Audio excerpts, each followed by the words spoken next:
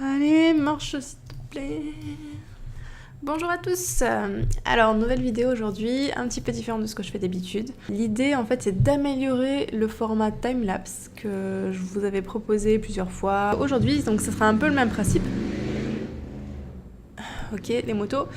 Aujourd'hui, ce sera un peu le même principe, sauf que je me suis dit que ça pourrait être sympa d'avoir une vidéo un tout petit peu plus longue, parce que c'est vrai que vous me l'avez réclamé, parce que c'était un petit peu trop rapide. L'idée, c'est que je commente, en fait, ce que je fais. Après avoir fait le dessin. Avec un peu la technique de l'accident. En fait, je n'ai pas prévu l'illustration à l'avance. C'est en faisant n'importe quoi que ça a donné ça. Voilà. Et on y va, c'est parti. Ok, donc du coup ça va être un peu en accéléré, donc j'espère que ça ira au niveau du temps. N'hésitez pas à me mettre vos commentaires, comme d'habitude, dans la petite barre en bas. Ça m'aidera pour la suite. Du coup, alors là, je sais pas du tout sur quoi j'étais partie. Alors, j'avais fait le croquis sur Alchemy, qui est un soft gratuit, en fait, qui permet d'expérimenter des trucs. Donc, à la base, rien à voir, c'était censé être une rue, voilà. Donc là, en fait, ce que je fais, c'est que je pose des couleurs un peu n'importe comment. Alors, je savais à peu près quelle couleur je voulais, mais bon, c'est vrai que j'étais partie plus sur une rue de nuit, donc rien à voir. L'idée, c'est vraiment, je travaille un tout petit, et ça me permet, en fait, de pas me focaliser sur les détails. Je suis même pas sûre, à ce stade-là, de savoir ce que je suis en train de faire. Enfin, d'avoir une volonté particulière. Je pense que là, je suis encore partie sur la rue. Quoique. Là, on commence un petit peu à voir les petites taches au centre des loups. Alors voilà, je retourne. Je fais des symétries horizontales, verticales. Peut-être que ça va mieux m'inspirer. Ça permet aussi d'avoir un regard neuf sur notre dessin. J'utilise pas mal de brushes différentes. Ça me permet de tester de nouvelles choses, d'avoir des rendus de textures un peu différentes. Et je commence un peu à avoir l'ambiance générale de mon dessin. Alors là, ce que j'aime bien faire, c'est avoir deux images, enfin deux documents ouverts côte à côte. Ça me permet vraiment d'avoir cette vision de recul qui est très très éloignée à droite de l'écran, ici, et à gauche, du coup, de pouvoir travailler à la distance qui me plaît pour pouvoir ajouter des détails comme je veux. Si j'ai besoin de zoomer, je peux, et en même temps, je peux toujours regarder à droite à quoi ça ressemble. Alors, on va un petit peu passer plus vite parce que c'est pas méga intéressant non plus, hein. Commence à avoir, ouais, là on commence un petit peu à avoir les espèces de petits loups. Oui, parce que c'est des espèces de petits loups, je sais pas trop. Vous pouvez me dire en commentaire à quoi ça vous fait penser. Moi, ça m'a fait un peu penser au dragon dans Dragon. Là, je sais plus le nom d'ailleurs, ça doit être Toothless en anglais, en français, je sais pas trop. Je commence un petit peu à réfléchir à ma composition tranquillement, hein, même si c'est pas vraiment définitif et je peux toujours changer mon dessin. Alors là, oui, alors hop, on va revenir un petit coup en arrière. Comme ça marche ? Ouais. Du coup, là, ce que j'ai fait, c'est... ici, on voit qu'il y a une démarcation qui s'est faite, parce que j'ai dû déplacer toute ma composition, parce que voilà, la composition ne me plaisait pas. Et en fait, ce que j'utilise, c'est le échelle basée sur le contenu. Hop, voilà, échelle basée sur le contenu. Alors, je vous ai fait une vidéo, en fait, déjà sur le sujet. Alors, on va essayer, hein, comme chez les vraies chaînes YouTube. Alors, vous pouvez cliquer là. Vous pourrez accéder à la vidéo qui parle du coup de cette fonction qui est très très pratique, qui, vous allez voir, en fait, vous permet de remplir automatiquement le contenu de votre image. Voilà, là, je l'ai rempli et ça passe à peu près. Alors, on a des trucs qui fonctionnent pas très très bien là, mais bon, c'est quand même vachement pratique.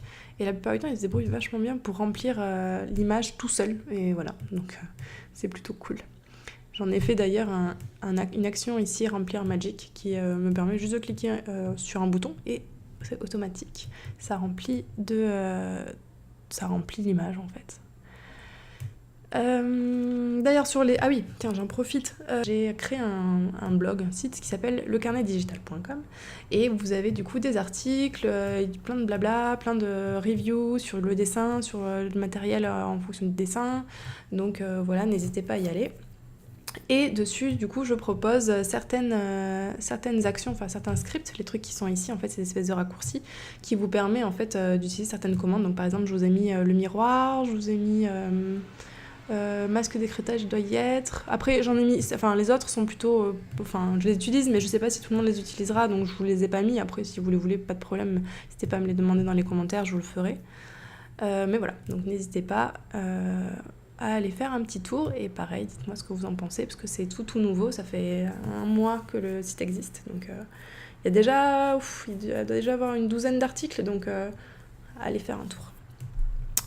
Donc là j'ai rajouté la maman Marcasson, la maman dragon, je sais pas trop ce que c'est, et un bout de personnage en bas à droite. Alors ouais, moi dans l'idée, je commençais à me faire une petite histoire dans ma tête. C'était une espèce d'explorateur qui tombe un peu sur une espèce de planète inconnue et qui tombe sur cette espèce de créature un peu mélange de sanglier, de dragon et d'anguille. Voilà, dans ma tête c'était des espèces d'anguilles, pourquoi pas, hein. Franchement, voilà, c'est juste un dessin que j'ai fait pour le plaisir, donc je pars pas dans des trucs très très recherchés, hein, donc m'en voulez pas, c'est vraiment juste un exercice, c'est vraiment sans prétention, voilà. Donc du coup, voilà, je continue tranquillement les petits détails, je commence un peu à définir ce que je fais, me dire que voilà, on est dans une espèce de marécage, donc c'est pour ça qu'on a une espèce de petite tache au sol que j'ai faite avec des broches glanées sur internet. Pareil sur lecarnetdigital.com, vous avez un article sur comment télécharger des brushes d'artistes que j'aime bien, et c'est souvent ces brushes là que j'utilise, donc n'hésitez pas à aller y faire un tour. Donc voilà, on va continuer un petit peu tranquillement, hein. Là d'ailleurs je crois que ça bug, non c'est bon. Je définis petit à petit, alors je viens souvent, voilà, j'essaye pas trop d'aller dans quelque chose de beau, de propre, hein, c'est pas l'idée là, c'est vraiment d'avoir un truc qui fonctionne, en tout cas ici dans la fenêtre à droite. Alors souvent, n'hésitez pas à faire un miroir avec, du coup vous avez le script action si vous allez sur le site, donc vous pourrez toujours le faire rapidement, ça vous permet d'avoir un œil neuf sur votre image, et c'est quand même pas mal. Là j'aime bien le rendu que ça fait, alors que le rendu final est pas comme ça, c'est dommage, j'aurais dû m'arrêter là en fait. Des fois il vaut mieux s'arrêter plutôt que de vouloir continuer. Un petit côté brouillard, ouais, pour le petit côté un peu mystérieux, hein, parce que c'est un peu mystérieux quand même. Et on continue, rien de très très foufou. Ah ouais, alors là on attaque le personnage, là c'est un peu la panique, parce que du coup j'avais pas trop de ref pour la pose. Donc on essaye, voilà, j'ai refait un nouveau calque ici, le calque 31. Un nouveau calque par-dessus, je refais vite fait mon croquis, ça me permet un petit peu de rajouter du dessin à mon concept, parce que clairement là j'avais pas trop prévu la pose, je savais pas trop ce que je voulais faire. Donc voilà, ça permet un peu de mieux définir les choses. Alors bon, j'ai pas fait ça très très bien dans le sens où j'aurais dû prendre une ref et j'ai pas trouvé de ref, enfin j'ai pas vraiment cherché, donc c'est pas bien. Si vous avez du temps, pas comme moi pour cette illustration, ouais, chercher de la ref, ça c'est quand même vachement mieux. Mais bon, voilà, bon, hein. La seule rêve que j'avais, voilà, c'était pour les vêtements, donc une espèce d'explorateur un peu victorien, 18e, je sais pas trop, enfin bref. J'essaye pas de faire des trucs très réfléchis, je suis désolée pour ça, mais c'est rigolo à faire, donc voilà. Je vous mettrai sûrement des dessins d'ailleurs, des dessins de commandes en fait, qui sont faits pour du jeu vidéo ou pour le studio, parce que je fais partie d'un studio qui s'appelle Black Muffin Studio, c'est un studio de jeux vidéo, et on fait de la sous-traitance graphique entre autres, et de la, je vais pas y arriver, et de la coproduction. Donc en fait, voilà, on sort des jeux vidéo en production avec d'autres studios, on est souvent 2 studios. Et bref, donc voilà, je posterai sûrement des choses comme ça. J'ai d'ailleurs un caractère design que j'ai fait pour un platformer, enfin qui est en train d'être fait, et de l'animation qui a été réalisée sur Spine, un logiciel d'animation, donc si vous connaissez, je risque de faire une vidéo là-dessus aussi à terme. On continue. Alors là, voilà, j'essaie de redéfinir un petit peu la silhouette de mon personnage, histoire que ça soit un peu plus lisible. Donc je fais une sélection rapide. Bon là je passe alors je sais même pas le mode d'ailleurs de ce truc là, mais bref c'est pour peindre en fait ce que vous voulez avoir comme masque ou non, un peu comme le mode de fusion. Et ensuite voilà, là j'ai créé ici un masque d'écrêtage. Donc le masque d'écrêtage, ça permet juste d'utiliser, si je peins en fait sur ce calque là, ça ne va marcher que sur ce calque là. En fait, ça, au lieu de, je peux dépasser, c'est pas grave, parce qu'il considère que c'est la silhouette de ce calque 32 qui importe, car c'est celui qui est en dessous du petit dessin de la flèche là. C'était peut-être pas très clair ce que je viens de dire, mais ouais, cherchez masque d'écrêtage sur le net. Je pense qu'il y a beaucoup de tutos sur YouTube, donc ça sert peut-être pas à grand chose que je vous en fasse un. Mais voilà, si vous avez des petites questions, n'hésitez surtout pas en commentaire, je vous écrirai directement, ou d'ailleurs si d'autres personnes veulent répondre, n'hésitez pas aussi. Donc j'essaie de définir, alors là pareil, j'essaie de, à peu près d'avoir un truc lisible, parce que clairement en fait on est dans les mêmes couleurs, c'est assez sombre, donc le fait d'avoir une lumière derrière, là on voit l'espèce de jaune ici derrière, ça permet un peu de détacher. Je crois qu'après je vais l'exagérer un peu plus, ça va me permettre de lire un petit peu plus la lumière, et c'est la lumière du truc qui est ici en fait, qui permet de rendre crédible le truc, enfin crédible. Donc on continue. J'essaie de rajouter un petit peu de textures différentes. Bon là je teste des trucs, ça ne marche pas. On avance, on rajoute un petit peu des arbres. Donc on est dans une espèce de marécage un peu plein de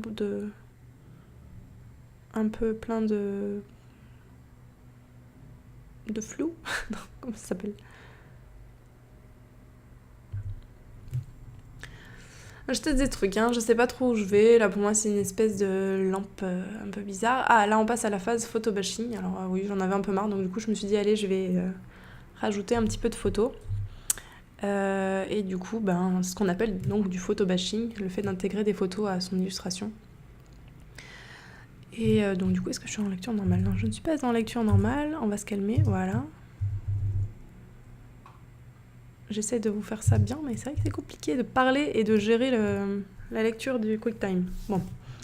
Donc oui, en fait, l'idée c'est que j'importe mon image. J'ai un peu baissé l'opacité histoire de. J'essaye de voir comment est-ce que je peux placer ça dans mon image avec les outils de transformation de Photoshop.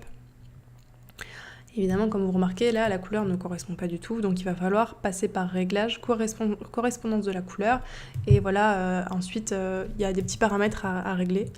Ça, pareil, je vous ferai peut-être un tuto là-dessus, parce que c'est quand même intéressant.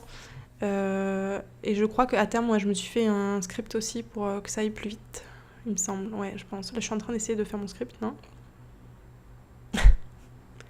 C'est un peu le brouillon, hein, je suis désolée. En vrai, voilà, ce que vous voyez sur le net, ou alors c'est moi, j'en sais rien, mais c'est un peu la panique en vrai quand on fait notre truc de notre côté, on fait notre popote. Alors, je suis peut-être pas très organisée, mais dans la réalité, voilà, ça fait beaucoup d'allers-retours. Donc voilà, en fait, le correspondance de la couleur, c'est quand même pas mal parce que ça permet d'avoir une couleur qui correspond à notre illustration en fait.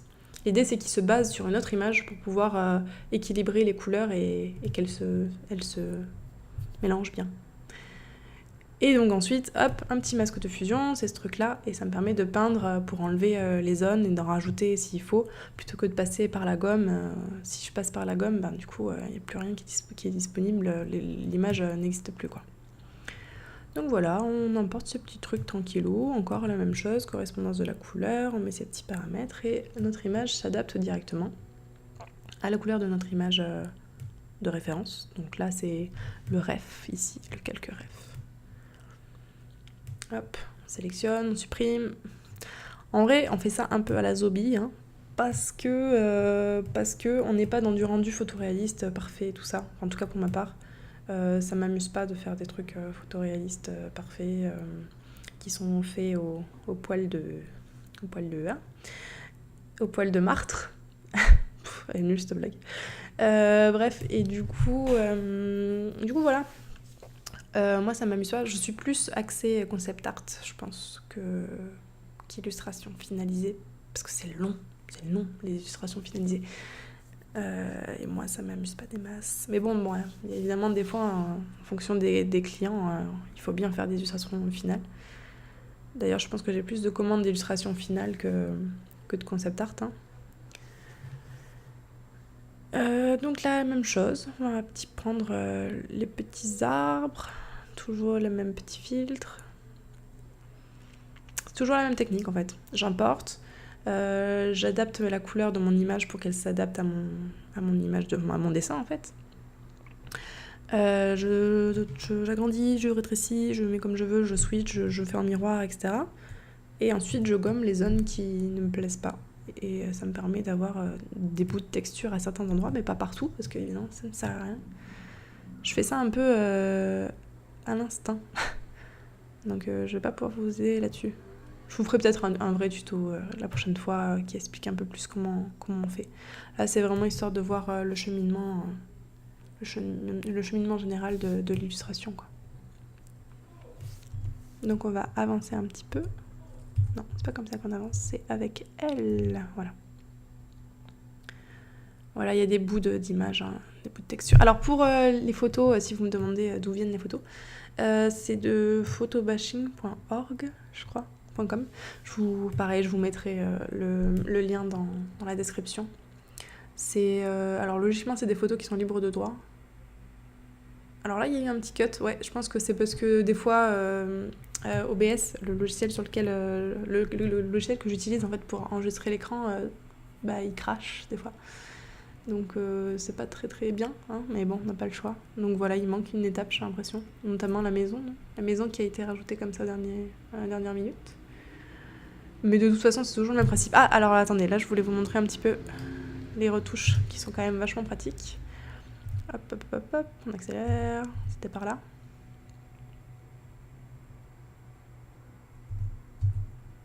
Ok, donc là en fait j'utilise cet outil qui est je sais pas le nom, déplacement par contenu, quelque chose comme ça. Donc l'idée c'est que je sélectionne la zone que je veux déplacer, et hop, en validant, voilà, j'ai plus ce problème, c'est pas comme si je copiais-collais en fait la sélection, c'est vraiment Photoshop qui interprète la liaison entre les deux images. Dans tous les cas, si vous avez regardé l'autre vidéo qui s'appelle les astuces magiques de Photoshop, c'est dedans, donc voilà. C'est quand même vachement pratique. Et la deuxième astuce qui est le remplissage auto. Voilà, donc là c'est ce qui s'est passé. Donc il a dupliqué un peu de manière moche, mais c'est pas mal quand même parce que voilà, c'est rapide, juste en un clic. En tout cas quand vous faites quand vous faites un script ou une action. Je sais pas pourquoi ils ont changé leur nom d'ailleurs. C'est quand même super rapide. Et là c'était l'outil que j'ai utilisé juste avant. Hop. C'était... Ah, ça va beaucoup trop vite. Voilà, c'est... alors, échelle basée sur le contenu, c'était le... Ah oui, échelle basée sur le contenu, en fait, qui vous permet de tirer votre image sans altérer le contenu de l'image. Alors, il essaie de l'interpréter comme il peut, mais par exemple, si vous prenez une photo d'un visage et que vous avez un décor derrière et que vous voulez stretcher, évidemment, votre visage va être déformé. Avec échelle basée sur le contenu, il va stretcher le fond, ce qui pense ne pas être important, et du coup, votre visage restera non stretché. Et c'est quand même, pareil, super pratique. Donc là, on voit que le visage, voilà, il est passé... le visage. Le marque à soin, là, il n'a pas été altéré par cette déformation. Donc c'est quand même pas mal. Voilà, après, je peux le redescendre si je veux. Après, on est là pour... voilà. Je bidouille, hein. Essayez pas de faire des trucs... Enfin, c'est un conseil, hein. Essayez pas de faire des trucs tout parfaits tout de suite, quoi. C'est super dur. En tout cas, je pense que c'est plus rigolo, voilà, de commencer comme ça et de se dire ça c'est pas mal, je vais le mettre là, et puis ça je vais le mettre là. Enfin, en tout cas, moi c'est comme ça que j'aime travailler. Donc après, c'est sûr que du coup vos images sont peut-être moins maîtrisées que si vous les aviez réfléchi en amont, vous aviez fait des croquis, tout ça en amont. Mais c'est pas pour les mêmes commandes en fait qu'on fait ça. Là, c'est plus pour le plaisir. D'ailleurs, quand ça me saoule, j'arrête. Donc, c'est d'ailleurs pour ça que j'en suis pas encore satisfaite de cette image, mais vu que ça fait plus d'un mois et demi que j'y touche plus, je me suis dit, bon, autant vous la faire partager et je passe à autre chose. Et puis si un jour j'ai envie de la reprendre, je la reprendrai, mais pour l'instant, voilà, on va considérer qu'elle est terminée. Ne vous mettez pas trop la pression, hein. Si vous finissez pas vos images, c'est vrai que c'est mieux de les finir, mais bon... je pense qu'il vaut mieux passer à autre chose parce que vous êtes motivé pour passer à une autre illustration et faire quelque chose plutôt que de vous dire non, je vais pas commencer une nouvelle illustration, il faut que je finisse ma précédente et qu'au final vous la continuez pas et que vous arrêtiez de dessiner pendant X jours, voire semaines, voire mois. Donc voilà, en tout cas c'est mon conseil. Maintenant, faites comme vous le sentez. Donc voilà, là j'essaye un petit peu d'enlever les photos, histoire qu'on voit pas trop qu'il y ait de la photo. Histoire que ça soit un peu plus intégré à mon image. Alors c'est vrai que histoire de voir la maison par exemple, on voit qu'il y a beaucoup de détails. Pensez à ça aussi, votre premier plan, ou en tout cas là on va dire votre premier plan ou les éléments importants. Donc là c'est les deux personnages, enfin l'humain en bas à droite et puis l'espèce d'anguille dragon, soit net. Parce que c'est ce qui vous intéresse, et puis tout le reste peut être plus flou ou moins détaillé, n'a pas besoin d'être détaillé au millimètre, parce que de toute façon, les gens ne passeront pas de temps à regarder ces zones-là. et ça permet voilà, de pousser l'œil de votre spectateur à regarder là où vous décidez qu'il regarde. Ça, plus la composition et tous ces trucs-là. On continue d'intégrer quelques petits rochers apparemment.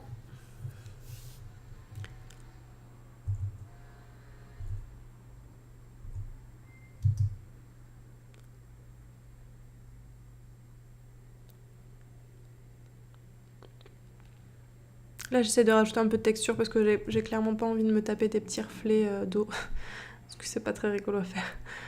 Mais bon. Après, avec un brush, peut-être, ça pourrait permettre de gagner du temps. Alors après, je suis pas fan, personnellement, des brushes préfets du style brush arbre, brush feuille, brush poil, ce genre de truc. Je trouve que ça se voit tout de suite et ouais, j'aime pas trop. Après, vraiment, faites comme vous le sentez, hein, mais tant qu'à faire, j'aurais plus tendance à me dire vaut mieux intégrer une photo. Ouais. Au moins, vous êtes sûr que vous aurez pas cet aspect copier-coller du poil qui bouge comme ça. Enfin, moi, ça me semble. Enfin, j'aime pas trop. Mais bon, après, voilà, comme vous voulez.